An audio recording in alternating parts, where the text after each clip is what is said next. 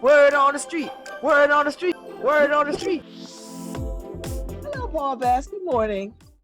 Good morning, Babs. How you doing? I'm good. How are you? Good. I'd like you to meet Carmi said. Yes. Carmen and Honey.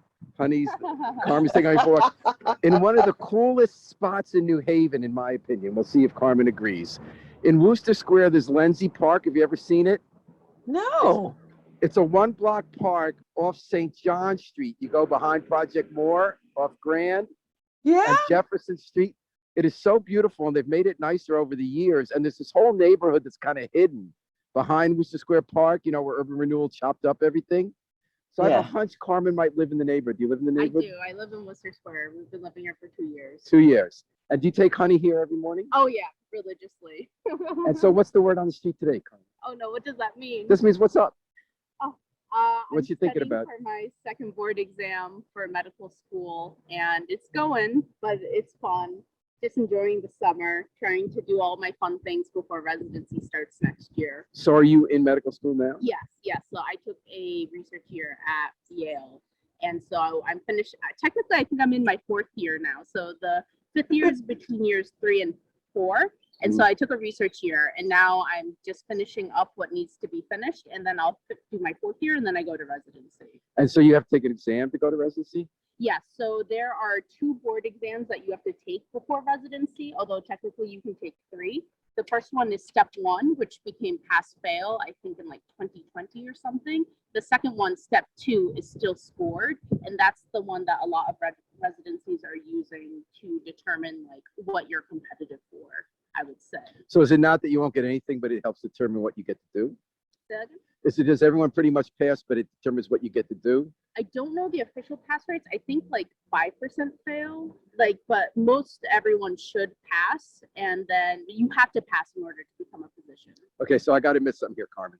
Okay, so the very thought of medical school seems so hard to me that it would just make me nervous trying to even think about studying again in. You're studying for these advanced boards and you don't look nervous. Are you just like having a face that you're showing? Or are you just like so used to excelling in life that you just go to one of these things after the other and you know you're gonna do it? Yeah, no. Well, I probably should be a little more stressed. No, I should. no, it doesn't help.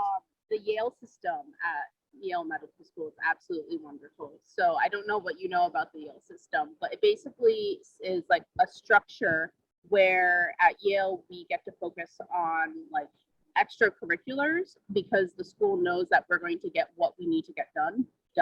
So instead of trying to like create a like environment of competition and like have us like compare board scores or like in-house exams, it's really like we don't have shelf exams. We don't have class rank. We don't have this group that like basically says what your class rank is in order to get invited.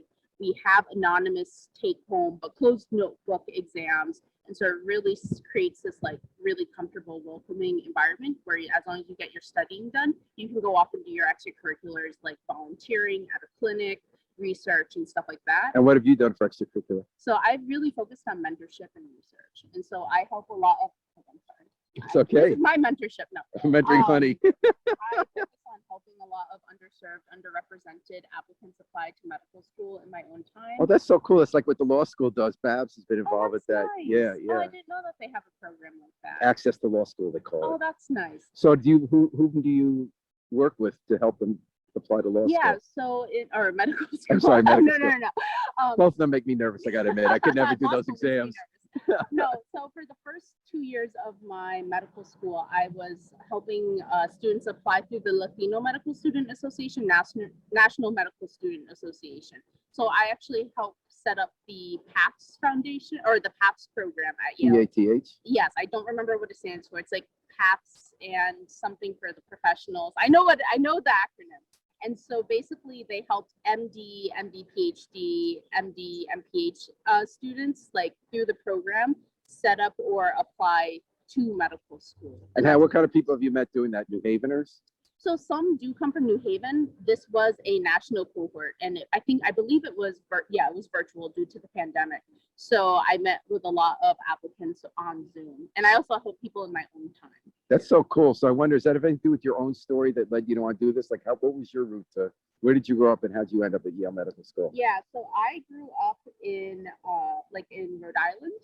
And so just seeing the healthcare disparities in my community, what people had to experience, what I've experienced personally, really informed the reason why I want to go to medical school. And so I've seen a lot of healthcare disparities. And I think that's like something that we really need to investigate, research, and also come up with tangible action plans.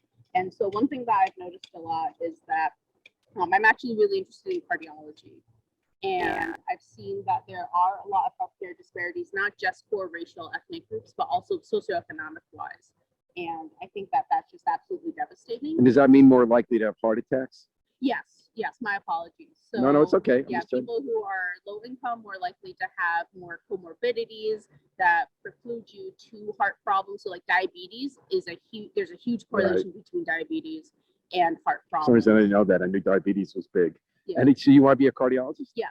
All right. Fingers crossed. Yay! So Depends on the board exam. All right, Babs, we know who we're going to if we can make it that long. So A Latina cardiologist? Say that again? said a Latina cardiologist. Oh yeah. Excellence in medicine. And have you lived in New Haven for 4 years now? Yes. And have you lived in Worcester Square the whole time? So my partner Anush and I lived in downtown for a year, and then we got a place here, and we've been living here ever since. I've always wondered about this nook because it feels very historical to me. Have you ever seen this, Babs, like behind where Conti is?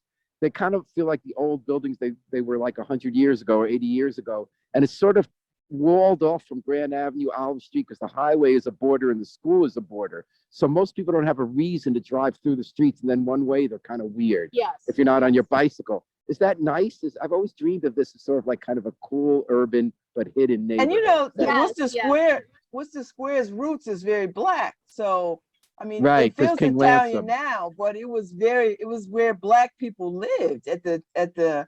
Well, I think we're standing in New Liberia, right? Where Yeah. William Lanston originally built stuff here.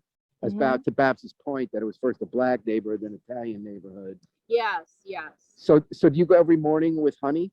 Yes, I do. And so I really like Worcester Square, the neighborhood, especially because, as you mentioned, it is a very low traffic area, not in sense of pedestrians, but like physical cars. So I actually do a lot of traffic safety work as well. Are you on Safe Street Coalition or anything? Yes. And so You're I'm active in that. yeah, so I was the traffic safety representative for Yale Med School. And Was that after you weren't here when the med student died?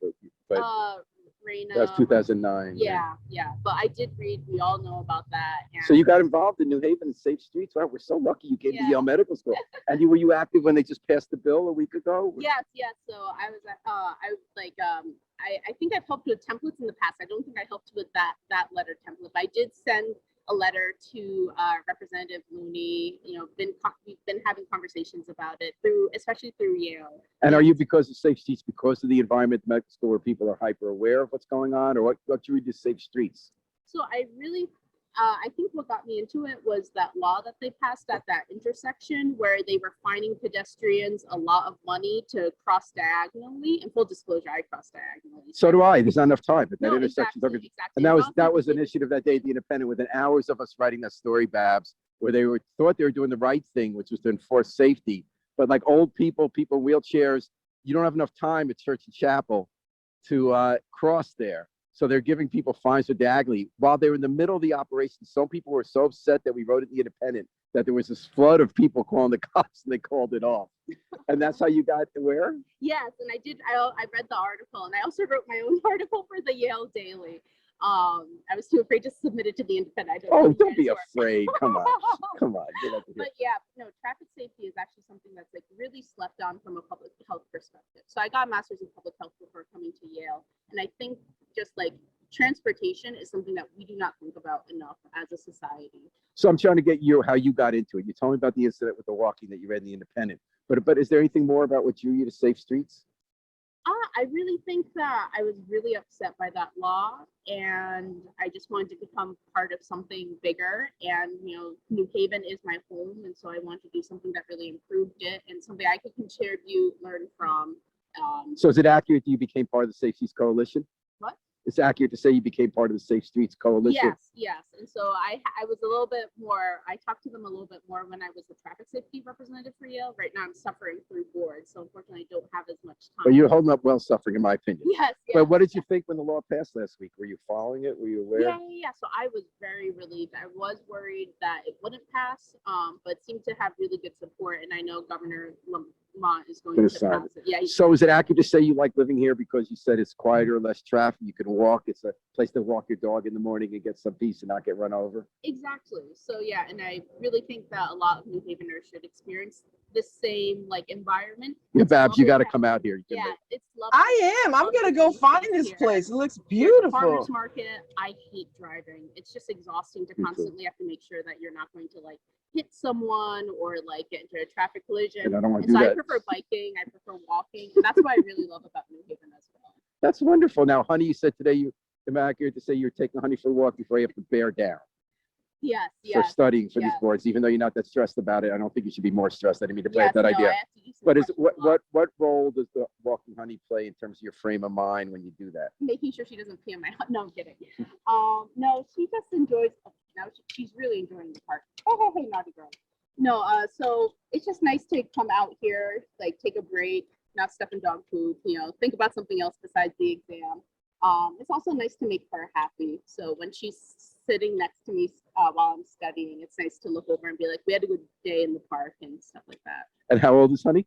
She's around 5, so we actually adopted her from Texas, and so we found her on Pet Finder, took her up to Connecticut, and she's been with us for the past year. So What kind of dog? It's okay. we don't know. We purposely don't know, so it's a good conversation starter. She's some type of terrier. All right. Babs, any other questions for let Carmen get No, back to the good non-stressful luck. studying? Good luck and stay connected to us. We want to know how you're Yes. doing. Thank you so much. I read the New Haven Independent. I haven't listened to the radio yet, but I definitely would like to. Okay, Babs. Well, this is Carmen, Honey, and Paul signing off from Lenzie Park on WNHH New Haven's home for community man. radio. I didn't even know that park existed. I need to get a map of all the city parks and just make it my business to go to all of them.